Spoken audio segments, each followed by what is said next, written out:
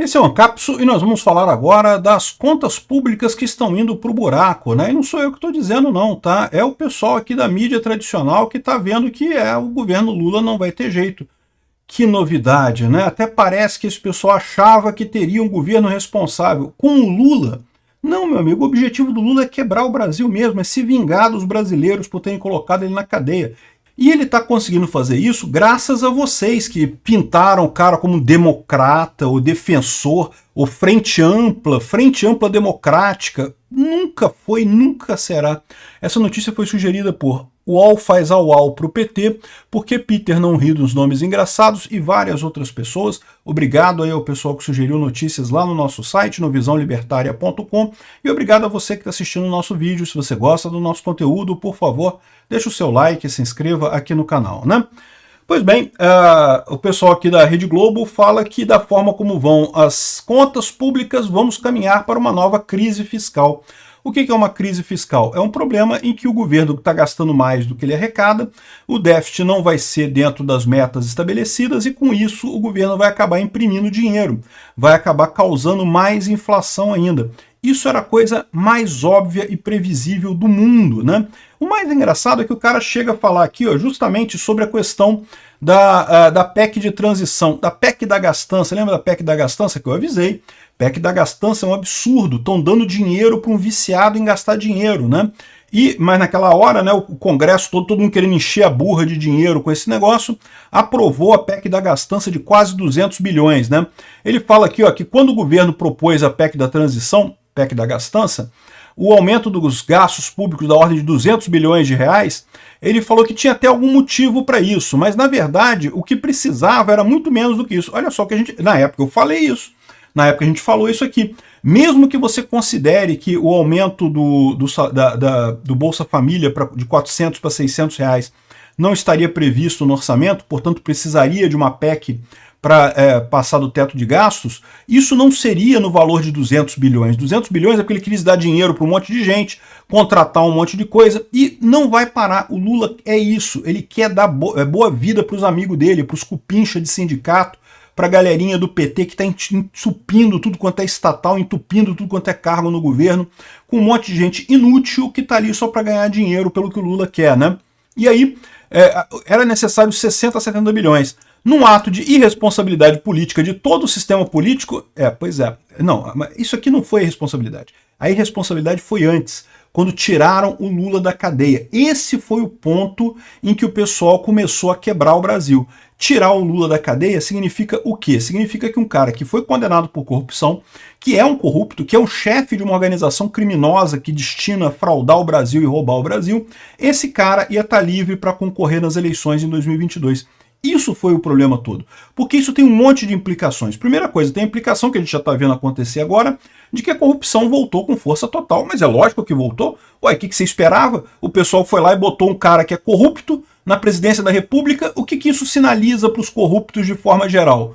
Uhul, é festa, né? Virou, né? Voltamos, né? Isso, o Brasil voltou, vamos lá. É para roubar mesmo. É lógico que é isso que está acontecendo. Olha o que está acontecendo com a JBF lá, com os irmãos Batista, que compra hidrelétrica, depois vai lá, compra termoelétrica, depois vai lá fala pro Lula, aí sai uma medida provisória na conta, certinho que eles precisavam para ganhar dinheiro. Meu amigo, olha que festa que é isso, cara. É lógico que está tendo corrupção. É a mesma coisa que acontecia com o Lula, com a AES, com a Odebrecht. Voltou a corrupção toda, voltou a coisa toda, né? O Brasil voltou. E voltou por culpa dos irresponsáveis do G1, da Globo, da imprensa tradicional toda, que tá agora todo mundo se fingindo surpreendido, né? Nossa, o Lula não respeita o orçamento, que coisa, quem imaginaria isso? O Lula nunca respeitou o orçamento. Ele, num primeiro momento, ele achou que ele é leve, né? Quando ele ganhou o primeiro mandato, ele falou, não, vou devagar, porque eu tenho o tempo todo do mundo para transformar isso aqui no comunismo, né? Eu posso quebrar o Brasil mais adiante, vou devagarzinho e coisa e tal. Agora ele não tem mais nenhum motivo para ser contido, cara. Ele não tem mais nada que segure ele, né? Ele, ao contrário, ele sabe que ele tem pouco tempo agora, né? Então ele vai fazer a coisa rápido. Ele tem que quebrar o Brasil rápido para justificar medidas autoritárias sérias e ele tomar controle, tomar as rédeas completas do país e implantar uma ditadura chavista aqui. É isso que ele quer. Então ele quer de propósito quebrar o governo. E aí fica esse pessoal todo na ilusão, não, porque o Lula está errando. O Lula, ele não consegue se conter. Não, meu amigo, o Lula está fazendo de propósito. Esse é o plano desde o início, é se vingar. Eu já falei para vocês, o Lula saiu da cadeia, mas a cadeia não saiu de dentro do Lula. O plano cartesiano do Lula é para se vingar de todo mundo que ajudou a botar ele na cadeia, o que inclui 100% dos brasileiros. Ele quer se vingar dos brasileiros. É isso que ele quer. Não tem nada de errado, ou de não saber, de não entender de economia. Não, isso aí é o que ele transparece para as pessoas. Né? Mas, no fundo, o que ele quer mesmo é vingança, né? E é isso que ele está fazendo aqui. Ó. A Eliane Cantanhede fica aqui toda chorosa. Não, mas não pode. Como o Lula não faz isso? Ele tinha que fazer isso, tinha que cortar gastos e coisa e tal. Parece que teve a tal reunião para corte de gastos, né? Alguns dias atrás, em que foram trazidas 5 medidas que poderiam ser usadas para cortar gastos, né? O Lula cortou todas as 5, acabaram adotando só uma outra medida que não tem nada a ver com corte de gastos no final das contas. Olha só ele explicando aqui, ó. O primeiro item da lista é a questão de cortar os super salários, né? Eu já expliquei para vocês que isso é impossível. Porque o que acontece? Né? Você bota uma lei dizendo que não pode ganhar mais do que tanto. Quem ganhar mais do que tanto vai cortar o salário. Parece muito justo, uma lei simples, né? Só que o que acontece? A pessoa que ganha mais do que aquilo, ela vai entrar na justiça dizendo que tem direito adquirido sobre aquele tanto a mais que ele ganha. E a justiça, que é cheia de juízes que ganham mais do que aquilo.